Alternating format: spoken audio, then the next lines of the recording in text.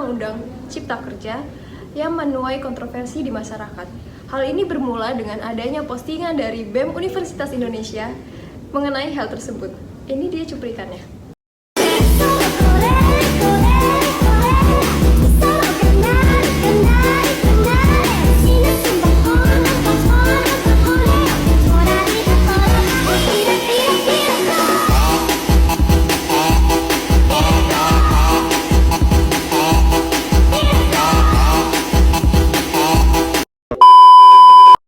Nah, itu dia cuplikan videonya. Mari kita bahas bersama teman-teman kita dari mahasiswa-mahasiswa UM nih, teman-teman. Ayo sini masuk yuk. Halo, kok salim? Halo. Halo. Ayo teman-teman bisa perkenalan diri dulu nih. Dimulai dari Mbaknya ya. Nama aku Salvia Olga Sabrina, bisa dipanggil Salvia. Aku mahasiswa UM, jurusan Kimia Angkatan 21. Salam kenal semuanya. Halo. Oke, selanjutnya saya Hari Anggita Febrianingrum, biasa dipanggil Fani. Saya dari mahasiswa UM juga, jurusan Kimia Murni juga, angkatan 2021. Saya Selin Ardita Berlian, bisa dipanggil Selin. Kita sekelas. Oke. Itu dia perkenalannya, mungkin kita bisa langsung masuk ke apa sih Perpu Cipta Kerja, gimana sih kronologinya kok bisa kontroversi kayak gini? Mungkin ada yang bisa menjelaskan salah satu? Oh, Perpu yang dulu didemo ini kita. Iya. Yang namanya Omnibus Law. Itu didemuin lagi. Itu kenapa kok didemuin lagi? Jadi gini, kan dulu itu ada yang namanya tentang undang-undang yang Omnibus Law itu kan. Nah itu tuh udah disahkan menjadi undang-undang. Nah kemudian itu kan banyak yang nggak setuju. Kemudian diangkat ke MK. Nah si MK ini bilang kalau misalkan undang-undang ini tuh cacat formil. Jadi minta DPR buat merubah lagi. Nah itu jadi Perpu yang kemarin. Tapi itu kan belum disahin jadi undang-undang. Nah, abis itu pas mau disahinnya jadi undang-undang itu waktunya tuh cepet banget. Jadi kayak buru-buru gitu loh ngesahinnya. Nah itu kemarin, dan banyak banget pasal-pasal yang menurut kita tuh kayak nggak ada bedanya gitu loh sama yang kemarin. Yang dinilai kayak bermasalah gitu. Jadi kan cacatnya jadi dua ya, formil sama material. Udah dikasih waktu 2 tahun tapi nggak ada perubahan kayak gitu. Oh iya, emang pasal-pasalnya itu dinilai bermasalah itu ada kayak sekitar berapa ini? 6 pasal kayaknya. Aku lihat di ini sih, lihat di berita-berita. Jadi pasal tentang ketenaga kerjaan, terus tenaga alih, terus cuti panjang, terus upah minimum, waktu kerja lembur, sama kontrak seumur hidup. Oh, berarti itu udah diresmikan? Udah diresmikan. Nah makanya hari ini tuh mahasiswa UM itu tuh demo untuk terkait pasal-pasal itu. Coba lihat HP-nya, udah tak kirim link. Oh iya udah. Kita coba membredeli satu persatu dari pasal-pasal yang dinilai bermasalah ini. Coba lihat ya, nomor 1 itu kan pasal 81 angka 42 ketenagakerjaan, pasal 154A pemutus hubungan pekerjaan, pasal 172 ketenagaan kerja UU Cipta Kerja. Nah jadi dari pasal ini tuh yang bermasalah itu, yang di Undang-Undang Cipta Kerja tahun lalu, yang kemarin itu dia itu apa namanya, kalau misalkan kita mengalami kecelakaan kerja, terus kan kita dikasih waktu 1 tahun ya buat nyembuhin diri, Recovery. Iya, buat recovery. Nah terus abis itu kalau misalkan udah 1 tahun nggak ada Perubahan. nggak ada perubahan dan dia nggak bisa kerja, itu di PHK tapi masih dapat pesangon. Sementara di undang-undang yang baru ini nggak dapat pesangon. Nah itu kan kasihan ya. Nah itu menurut kalian gimana tuh pasal yang pertama nih? Kalau menurutku sih kayak kasihan ya, kan kita kalau PHK normal, maksudnya kayak nggak sakit, nggak cacat atau gimana, itu kan tetap dapat pesangon. Nah kan kalau misalnya udah sakit, terus pas di PHK nggak dapat pesangon, kan kayak udah jatuh ketimpa tangga gitu kan. Iya. Kasihan banget. Kasihan. Terus kan yang pasal yang kedua yang dinilai bermasalah itu kan pasal 64 tenaga alih daya UU Cipta Kerja. Itu menurut kalian gimana? Ini aku baca yang pasal 64 tenaga ahli daya UU Cipta Kerja ya, itu tuh katanya dia bermasalah gitu di mengenai penggunaan tenaga ahli daya. Itu maksudnya gimana sih? Apa yang bermasalah? Dia itu dinilai bermasalah karena menurut serikat buruh itu kayak mengkhawatirkan kesejahteraan serikat buruh gitu. Jadi di pasal itu tuh nggak ada kejelasan mengenai penggunaan tenaga alih dari manusianya, kayak outsourcing gitu. Oh berarti benar ya, emang pasal ini tuh dirasa mengancam hak-hak para pekerja gitu. Iya. Ya kurang lebih kayak gitu. Nah jadi di pasal 79 dan pasal 84 ini cuti panjang tidak lagi wajib pada UU Cipta Kerja. Oh jadi tidak wajib ini gimana? Opsionalkah atau emang ditiadakan atau? Itu cuti panjangnya itu opsional sih buat perusahaan. Jadi kalau dulu kan wajib gitu ya, seminggu atau berapa gitu. Nah itu sekarang opsional. Terus sepengetahuanku juga itu liburnya itu tuh dari, kan kalau kita kan biasanya libur pekerja tuh Sabtu Minggu ya. Nah sekarang tuh jadinya cuman Satu hari aja dalam seminggu. Iya, kasian banget, apalagi kalau misalnya itu ada ibu-ibu hamil atau orang yang emang dia itu lagi sakit tapi dia tuh tetap ingin bekerja, kan waktu istirahatnya berkurang nggak sih? Iya. Kan ibu hamil pun mungkin karena keadaan ekonomi ya, jadi dia kayak terpaksa harus kerja gitu. Terus kalau misalnya waktu istirahatnya cuma sebentar kan juga membahayakan janinnya juga nggak sih? Terus dalam 1 minggu itu kan cuman dibatasi liburnya 1 hari. Nah itu antara Sabtu atau Minggu atau terserah dalam hari apapun, atau cuman Sabtu atau Minggu toh? Kalau masalah itu mungkin dari perusahaannya ya, gitu. Aku menang ke orang perusahaannya. Gitu. Soalnya kadang tuh PT tuh ada yang Senin sampai Minggu Full gitu. full, terus habis itu nanti liburnya tuh Rabu, Jumat gitu. Jadi terserah perusahaan maunya Sabtu atau maunya Minggu atau di hari biasa kayak gitu. Ada lagi tentang yang pasal 88C, kemudian D dan F itu tentang upah minimum. Kalau masalah upah minimum tuh pasti kayak bukan rentan ya, kayak Sensitif. sensitif ya sama masyarakat, apalagi masalah uang dan pekerjaannya tuh pasti berat gitu sebagai buruh. Nah itu Jadi UU Cipta Kerja ini kayak condongnya tuh memberi harga yang murah gitu nggak? Jadi kepada pekerjanya. Kan kalau misalkan si undang-undang ini kan upah minimumnya itu ditentuin sama kota kabupaten ya. Nah itu tuh di pasal itu tuh ada ketentuan tulisan indeks tertentu. Nah itu tuh dijelasin kenapa indeks tertentu. Maksudnya dari indeks tertentu tuh apa gitu. Dan kalau misalkan indeks tertentunya menurut si gubernur ini relevan untuk diturunkan, ya diturunkan. Tapi kalau enggak, ya tetap kayak gitu kayak tahun lalu. Dan itu kan kayak jadinya subjektif nggak sih menurut gubernurnya gitu. Nah itu yang dipermasalahkan. Nggak menurut kinerjanya. Bukan ya, dan bukan kayak per daerah gitu. Misalkan kan kalau di UMR Jakarta sama UMR Malang pasti beda ya. Nah itu kan tergantung sama strategi tempatnya, terus biaya hidup dan segala macam. Nah itu kan perlu diperhitungkan juga. Tapi di sini tuh cuma kata indeks tertentu aja, jadi kayak masih rancu dan rancu gitu. Berarti ini kayak amat sangat mengancam kesejahteraan dari serikat buruh guys. Soalnya kan apalagi para pekerja yang kerjanya itu kayak di sektor yang informal gitu, yang nggak di pemerintahan, yang di swasta aja gitu. Nah itu dia. Nah ini nih, coba lihat deh, di sini tuh ada yang lebih menarik lagi. Kita kan tadi itu hari liburnya yang dikurangin ya. Nah sekarang itu jam lemburnya yang ditambah. Coba bayangin deh, hari liburnya dikurangin, jam lemburnya ditambah. Gimana tuh? Udah nggak ada istirahatnya, ditambah lembur. Kalau yang dulunya itu 14 jam dalam seminggu, sekarang tuh jadi 18 jam dalam seminggu. Kasian banget nggak sih?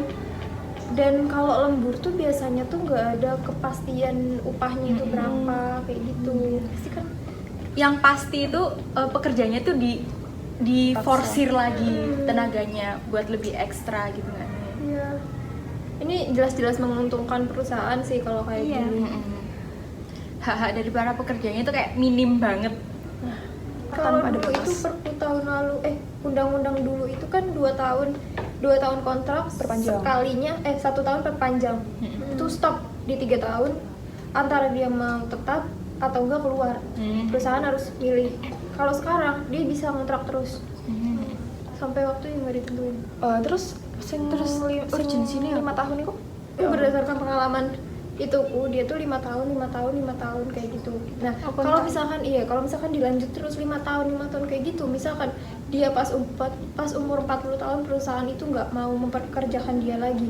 Katanya undang-undang ini buat menciptakan lapangan kerja, tapi kok pas di umur 40 tahun itu si pekerjanya itu kok malah dipecat gara-gara kinerjanya udah nggak bagus. berarti aku beda ambek sing pas sing perpu ini. Kan sing apa sih kemarin aku sing 5 tahun. Iya, itu maksudnya masuk ke yang tadi aku bilang, dia tuh 5 tahun atau enggak dia 5 tahun pergi kayak gitu. Nah, itu kan kalau misalkan dia tiba-tiba di cut di kontrak Tengah jalan. 5 tahun yang 3 kali itu kan berarti pas umurnya udah 40 tahun kan. Nah, sementara banyak perusahaan yang cuman mau nerima karyawan itu di usia produktif. Iya, usia produktif biasanya 25 sampai 30. Dan itu kan pasti nggak efektif ya. Jadi banyak banget pengangguran. Misalkan hal itu terjadi, banyak banget orang-orang yang di usia lagi matang-matang, maksudnya Enggak, bukan usia matang kayak perlu banyak kebutuhan nggak sih? Pasti kan dia punya istri, punya anak, umur segitu. Lebih banyak kebutuhannya. Lebih banyak kebutuhannya malah dekat dari perusahaan karena sistem undang-undang yang kayak gini, dan dia mengharuskan untuk pindah kerja lagi atau enggak berwira swasta. Sedangkan orang-orang tuh pasti ya nggak semua orang punya jiwa wira swasta dan nggak punya modal juga. Dan pesangon kan. yang didapatkan pun juga nggak seberapa Nggak kan? seberapa. Iya. emang tuh perpu ini tuh segenting itukah harus disahkan? Padahal kan MK sendiri kan udah punya kategorisasi dari kegentingan yang memaksa gitu kan. Terus coba dilihat aja di Google atau di mana itu kayak kategorisasi kegentingan dari MK gitu gimana. Nah, kalau dilihat dari perpu ini tuh kayak nggak ada kegentingan sama sekali. Padahal kan Indonesia juga lagi tentram banget. Ya nggak tentram banget sih, kayak ada kasus yang 300 triliun, terus ada yang Mario Dandi, terus syukurnya Ferry Sambo udah selesai sih. Iya sih. Terus gimana itu? Kegentingan apa yang sampai perpu ini disahkan? Kan keadaan Indonesia juga tidak segenting-genting itu sih ya buat harus disahkan perpu ini. Udah jelas ya, berarti kalau perpu Cipta Kerja ini jelas tidak memenuhi syarat-syarat ketentuan dari MK mengenai kategorisasi kegentingan tersebut yang tadi kita jelaskan mengenai kayak kekosongan hukum. Karena substansi dari Undang-Undang Cipta Kerja ini hanya merevisi UU yang lama, sehingga sejatinya tidak ada kekosongan hukum yang terjadi, dan negara ini pun tetap bisa berjalan tanpa adanya Undang-Undang Cipta Kerja tersebut. Iya sih, benar juga. Apalagi kita tuh sebagai netizen yang lagi lengah karena lagi kayak bukan nangan sih, Kayak membahas menanggapi ya kan, Banyak kasus gitu ya. di media sosial kayak yang Mario Dandi itu, iya, terus Mario 300 triliun itu, terus apalagi belum sama berita-berita receh yang ada di Iya. TikTok. Iya. Ipar agama.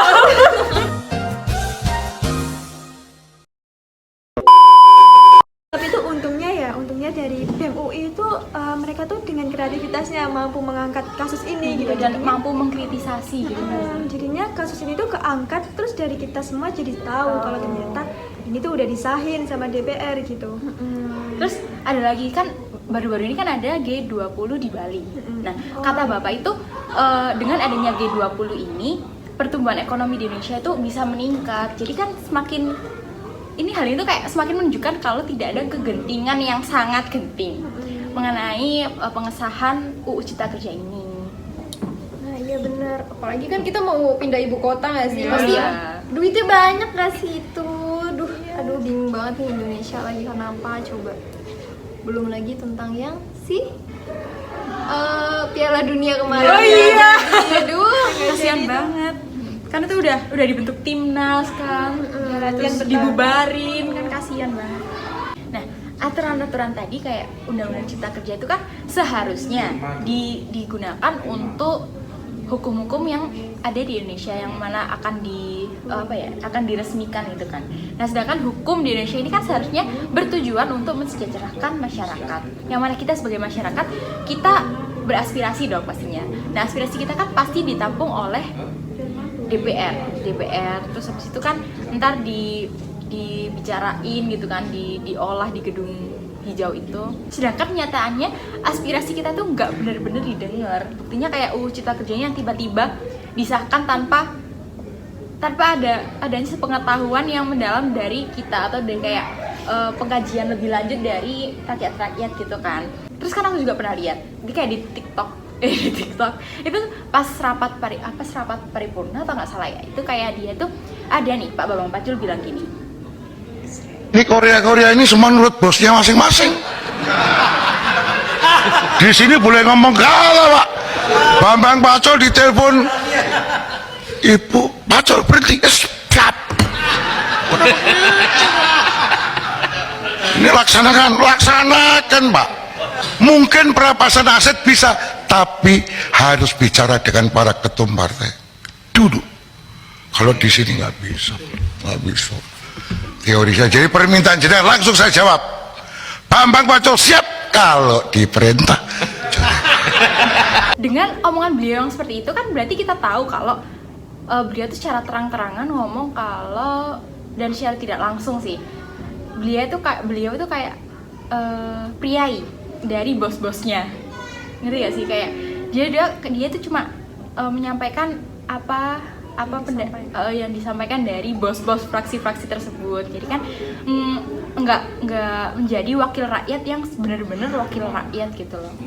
Nah iya, terus kan juga ini mungkin nyambung ya yang tadi katanya nggak ada komunikasi di masyarakat. Nah setauku itu kan kalau misalkan mau netapin apa-apa itu dari pihak legislatif maupun masyarakat itu pasti berunding ya, karena ini kan mereka wakil rakyat kan.